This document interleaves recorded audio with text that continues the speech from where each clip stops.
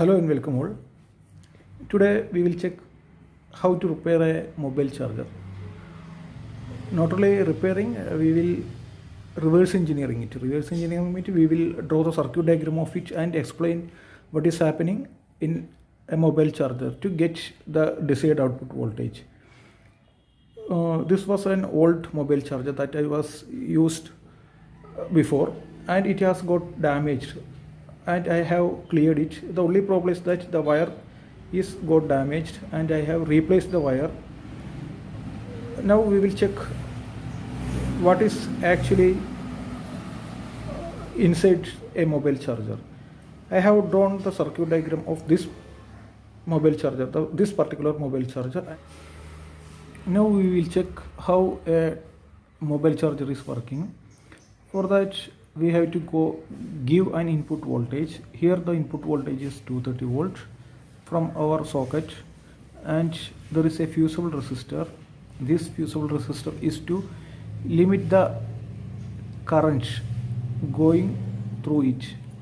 If this resistor has a 1 ampere current, limit current, that means if more than 1 ampere goes through it, it will get open and the remaining circuit will be safe. And there is a bridge rectifier. This rectifier is used to convert this AC voltage 230 volt AC to DC voltage, and after rectification we will get around 320 volts here. There is one capacitor is there, an inductor, and next capacitor. The use of this inductor is to clear out the ripple from the output of the bridge rectifier. How we transfer the power from the input side to the output side. This transformer is used to convert the desired output power from the input side to the output side. The transformer is used for that purpose. How it is possible? For that we are connecting a switch. The switch is the transistor. We have to on and off the switch according to the desired output power. What the output power we want, according to that we have to switch it on and off. For switch it to on and off, we have to know what is the output power or output status. According to that we are on and off the switch. How we can able to do that? For that we have to take a feedback from the output. For getting a voltage here, first of all the transistor has to be get on. How it is get on?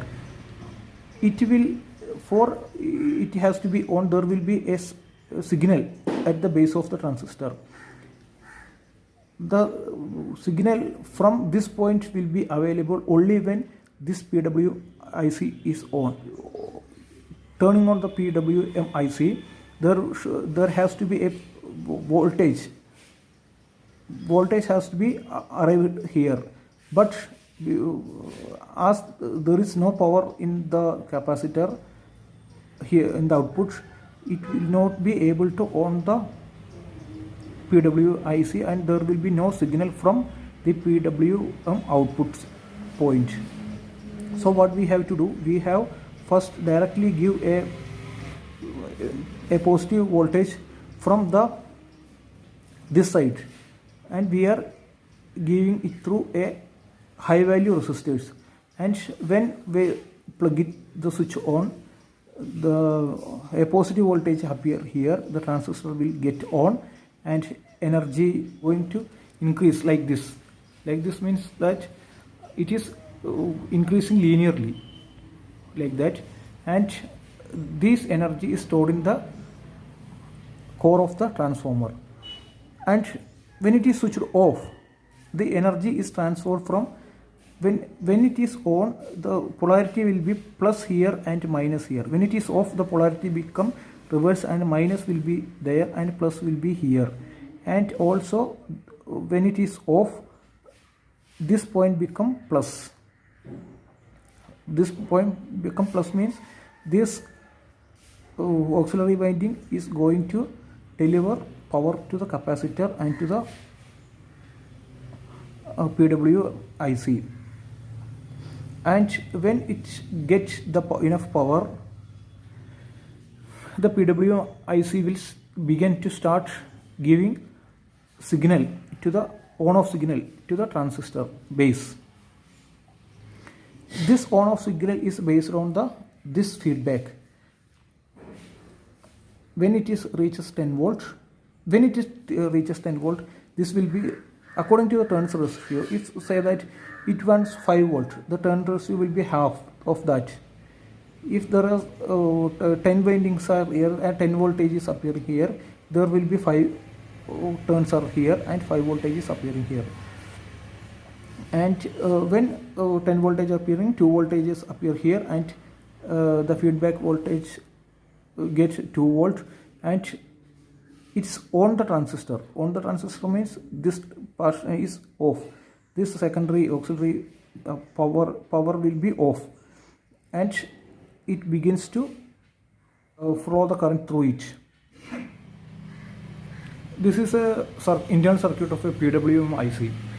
The purpose of the IC is to give the desired output signal, that is on-off signal, to the transistor.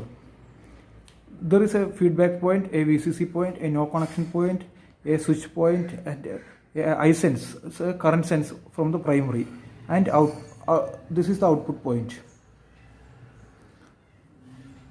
First we look at the feedback pin. The feedback pin, there is a comparator. The purpose of the comparator is to compare. We have given a reference voltage, if let's say 2 volt, and the feedback is coming at this point, and the purpose of the comparator is to compare both these voltages. If this feedback voltage is very close to the reference voltage, the error will be very less. Here is the error voltage, here the error voltage is very less, and this error voltage is compared to the primary current. This is the primary current from VCC through the inductor, through this to the ground. If error is very less, this is the error voltage. It is compared to this voltage. This is the current from the primary side. It is ramping linearly. So if the error is very less, the time for the I sense the primary current will be very less to reach the particular error voltage. So the time will be very less. So the transistor on time will be very less. If the difference between these points, that is the output voltage, is difference between the output voltage and the reference voltage is very big. Very big means the difference is very big. Here it is small, this is big. The time taken by the primary current to reach the error voltage will be more. That is it will take more time. The time is more time to get the desired voltage. So the transistor will be on. The transistor will on means this is the primary and this is the secondary. This is the primary and this is the secondary. Transistor will be on more means more energy stored in the core of the transformer.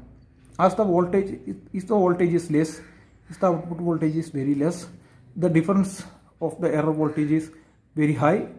So this current has to be more. For more time, the transistor has to be on. Then only we can able to get enough power on the transformer core to deliver to the output. When both are equal, this output resets the transistors.